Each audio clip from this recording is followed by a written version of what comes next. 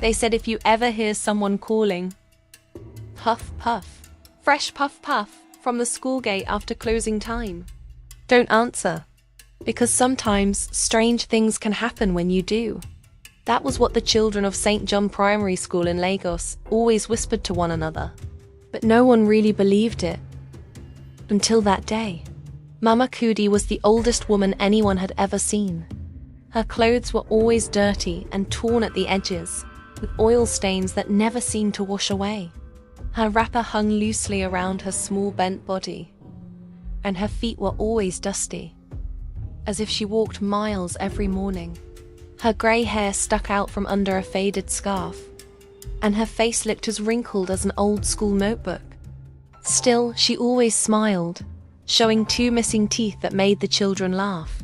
Every morning, she came to the school pushing her squeaky blue wheelbarrow filled with sweet things. Puff puff, buns, chin chin, and ice cream that somehow never melted, even in the hot Lagos sun. The children loved her. Mama Kudi's puff puff is the best. It's so soft. It tastes like sugar clouds. But after some children ate her snacks, strange things began to happen. Bola, who always came first in class, started forgetting her notes. Chaik, the fastest runner, suddenly became slow and tired. And Ada, who used to laugh all the time, began sitting quietly in class, staring at the window.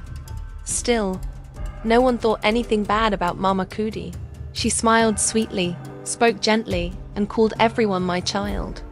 But in her small, dirty wooden house near the school, things were not so sweet. Her roof leaked when it rained, the floor was covered in sand, and broken cooking pots were piled in a corner. In the middle of her tiny room stood an old shiny mirror, dusty, cracked, and covered with spider webs. Every evening she would stand before it, clean the dust off gently and whisper, "Another happy child today." The mirror would sparkle softly for a moment, then go quiet again. One cloudy Monday morning, Mama Kudi came again with her puff puff and her usual wide smile. But this time, something unusual happened. A new boy named Tobi, just 12 years old, stopped in front of her. He was cheerful, polite, and always helping others. The kind of boy everyone liked immediately. When Mama Kudi handed him puff puff, their hands touched, and a bright light flashed from Tobi's palm. Mama Kudi froze. Her glasses shook slightly. Inside her mind, a quiet voice whispered, "This boy is special." She quickly looked away, pretending to smile. But that evening, when she looked into her dusty mirror, a tiny crack had appeared, for the very first time. That night, Tobi could not sleep. He kept hearing a soft voice calling his name inside his dream. "Tobi! Tobi!" When he turned, he saw a tall, glowing figure standing in the middle of his classroom. The light was gentle, like the moon. She smiled and said, "You are different, Tobi. Be careful what you touch." Tobi jumped up from bed, breathing fast. His mother hurried into the room. "Tobi, what's wrong?" He rubbed his eyes and whispered, "Just a strange dream, Mama." But deep down, he knew something unusual was happening. The next morning, Mama Kudi came to school again. Her old wrapper was stained with oil, and her blouse had a tear near the shoulder. Her hands looked rough and dusty, and her face carried the same tired smile she always wore. Still, the children ran to her, happy as ever. She pushed her rusty wheelbarrow and called, "Fresh puff puff, come and buy, my children." Her voice was cracked but cheerful. When Tobi walked up to her table, she grinned and said, "Ah, my special boy. I kept one just for you." She gave him a puff puff that looked round and golden, shining like the morning sun. Before eating, Tobi remembered what his grandmother always said. "Always say thank you before you eat anything, my boy." So he quietly closed his eyes for a second. Then something amazing happened. The puff puff began to glow softly in his hand. The children gasped. Wow, look at that. Mama Kudi's smile faded for a moment, but she quickly laughed. Oh, maybe the sun is playing tricks on us, she said, pretending nothing happened. But as Tobi looked down, he noticed something odd. Mama Kudi's shadow on the ground was shaking slightly, even though she was standing still. He blinked and rubbed his eyes. When he looked again, it was gone. Mama Kudi frowned quietly and muttered to herself, "This boy is not ordinary." Hey everyone! Before we continue this story, don't forget to click the subscribe button on my YouTube channel right now. You don't want to miss what happens next. It is about to get even more exciting. That evening, Mama Kudi sat inside her small, messy house. Her room was full of old things, broken buckets, smoky pots, and torn curtains that danced in the wind. She stood in front of her shiny mirror, wiping off the dust with her dirty wrapper. The mirror sparkled gently and then glowed. A soft whisper came from it, saying, "The boy's heart is strong. Be careful." Mama Kudi smiled, showing her 2 missing teeth. "Strong or not," she said quietly, "I'll find a way." Just then, a flash of light blinked inside the mirror and pointed toward the direction of Tobi's house. Mama Kudi's eyes widened. She leaned closer and whispered, "Tomorrow I'll see how special you really are." That night, the sky above Lagos looked strange. The moon was shining brightly, but little by little, it began to change color, glowing red like fire. The wind blew softly, and the trees around St. John Primary School whispered like they were telling secrets. Tobi woke up with a start. He felt something pulling him to look outside his window.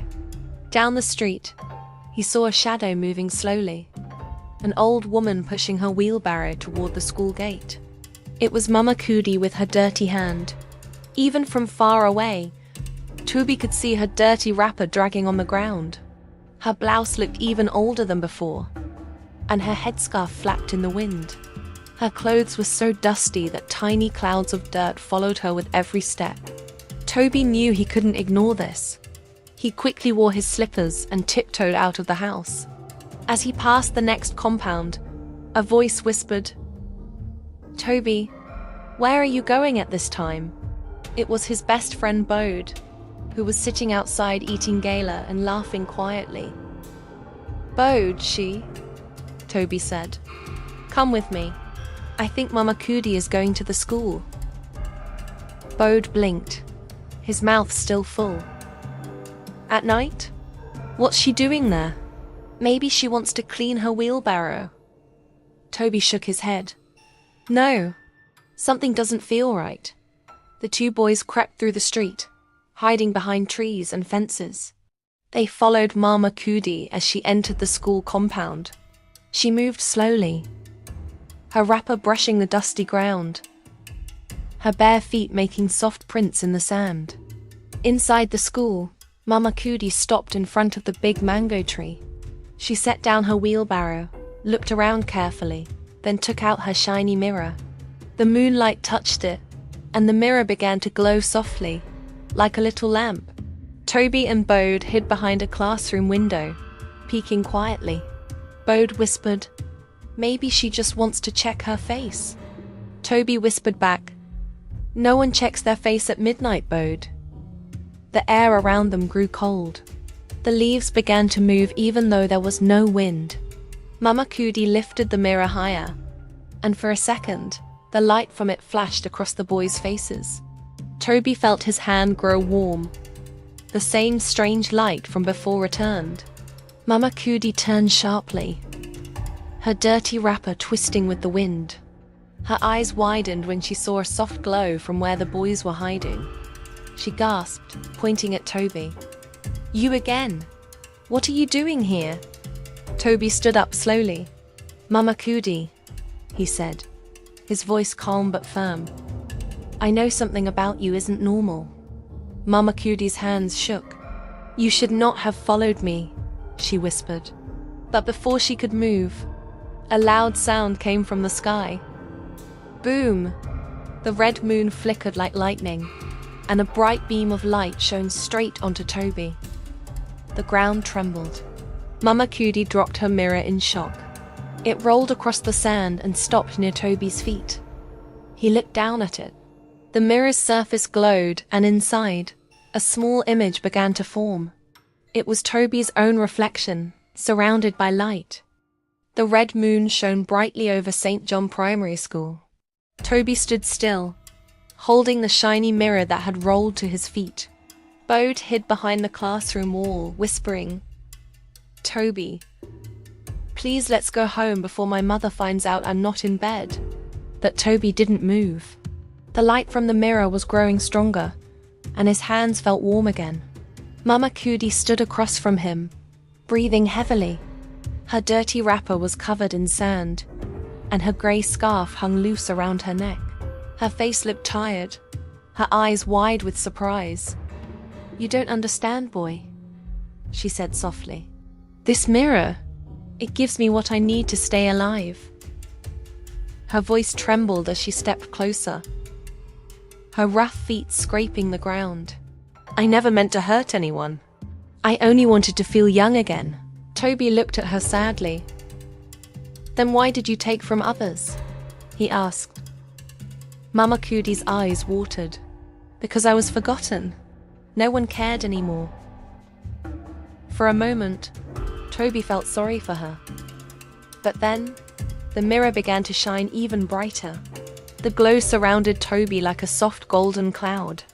The light was warm and peaceful. Not scary, not strong, just kind. Mama Kudi lifted her hands to cover her eyes. What is that light?" she cried. Tobi's voice sounded calm and brave. "Maybe it's the power of doing good. Maybe it's what everyone has inside them." The ground stopped shaking. The moon slowly turned back to white. The mirror's light dimmed, and Tobi gently placed it on the ground. Mama Kudi looked smaller now, her shoulders bent, her face full of tears. She sat down under the mango tree, whispering, "Maybe it's time for me to rest." Tobi nodded. "Rest and be kind again, Mama Kudi." She gave a weak smile, showing her missing teeth. "You're a good boy, Tobi. Keep your light shining." The wind blew softly. When Tobi blinked, Mama Kudi was gone. Her dirty wrapper lay folded neatly under the tree, and her old wheelbarrow was empty. Only the mirror remained, cracked but glowing gently. Bode ran up, eyes wide. "Tobi, she's gone. You're like a hero now." Tobi laughed, shaking his head. "No, Bode. I'm just a boy who wanted to help." As they started walking home, the moonlight shone on Tobi's hand. The same hand that had glowed before. For a second, it sparkled again. Bode noticed and said, "Uh-oh, that light is back." Tobi smiled. "Maybe it's not over yet." And just then, far away, deep inside the cracked mirror lying under the mango tree, a tiny flicker of red light blinked again.